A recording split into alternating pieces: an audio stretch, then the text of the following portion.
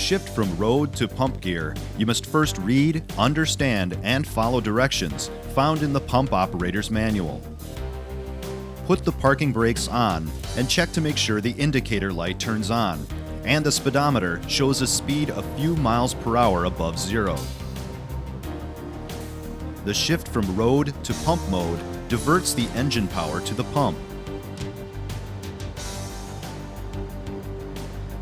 Double-check the indicator and speedometer before leaving the cab. Always chock the wheels.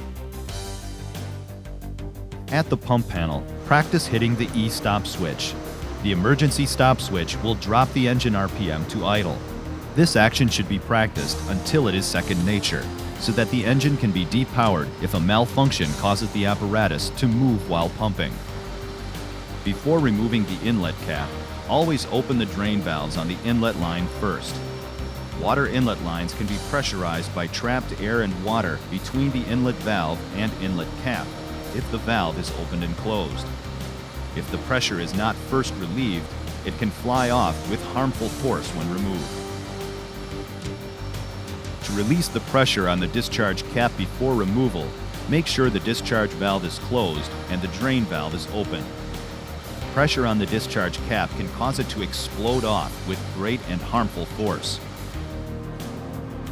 Always open all valves and bleed all lines at the start of each shift and after every run. It is the pump operator's responsibility to make sure that air pressure is always drained from the pumping system and that the pumper is ready to fight fires at all times. New Pierce apparatus using pipe thread connections are equipped with VLH intake and discharge caps. These caps can be identified by the channel cut in the female threads. This channel helps to relieve pressure that might be in the lines in the event that safety steps were missed and a line is still pressurized. Ensure that only VLH caps are used on all new Pierce apparatus. If you have older apparatus in your fleet, consider replacing old caps with VLH caps available from your Pierce dealer. Be aware that a fire hose under pressure can burst without warning. Avoid crimps, kinks, and twists when laying fire hose. Never straddle or stand over a pressurized hose, and always wear complete protective gear even when testing. Hose fittings can fail without warning.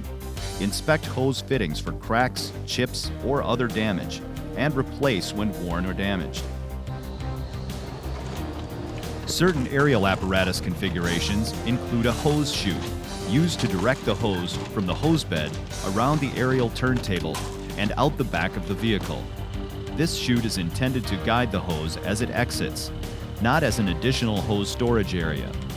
Packing hose in the hose chute will increase the risk of snagging and snarling and should be avoided. Warning: pack hose carefully in any hose bed to minimize the risk of hose becoming snagged or snarled as it pays out. Hose that snags or snarls during payout from a moving vehicle can fly about, causing serious injury or death to personnel or bystanders. Hose bed covers can cause serious injury if they are blown shut by the wind. Keep personnel clear of open hose bed covers during windy conditions. Any hose storage area must be equipped with a positive means to prevent unintentional deployment of the hose from the top, sides, front, and rear of the hose storage area while the apparatus is underway in normal operations. Always secure the hose with the restraint system unless you are in the process of laying hose. When laying hose, it is essential to protect the anchorman from the dangers of flying hose. Anchor the hose by wrapping the end halfway around the hydrant in a J pattern only. Do not wrap more than halfway around the hydrant, as recommended by the International Fire Service Training Association. Wedge the end fitting against the hydrant with a booted foot and stand clear of the hose so that you will be away from the hose if it becomes taut and swings away from the hydrant. Keep all personnel and bystanders well clear of the hose being laid before setting the vehicle in motion. When laying hose, limit vehicle speed to 5 miles per hour to minimize risk to personnel, equipment, and bystanders. Lay lines so that swivel connections point away from the operator. Treat CAF switches like a water discharge valve. Open only when in use and close them when you're done. CAF's air supply switches are always live to the discharge outlet. If you leave the CAF switch on and the compressor starts to run, air pressure will fill the hose bed, plumbing, or discharge, depending on which switch is on, possibly causing injury. Always be aware of hose motion during operation. It will become rigid when pressurized. It can whip with great force when valves or nozzles are rapidly opened or closed.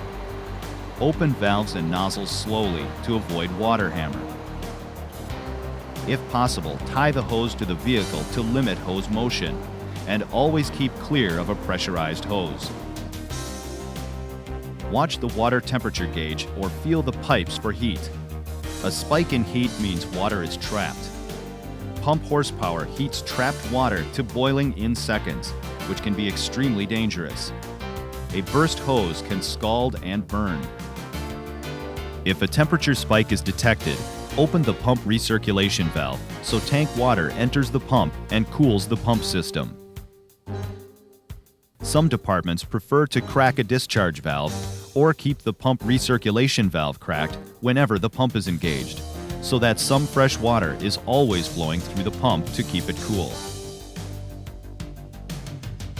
Identify and stop pressure to the kinked discharge hose. If your vehicle has a powered equipment rack to store ladders and other equipment, keep clear of the rack when it's moving and turn the master switch off when it's locked in the fully up or down position. Return the ladder rack to the stowed position once the ladders have been removed to avoid risk to personnel working around the apparatus. Never use the roller guides as steps or handholds.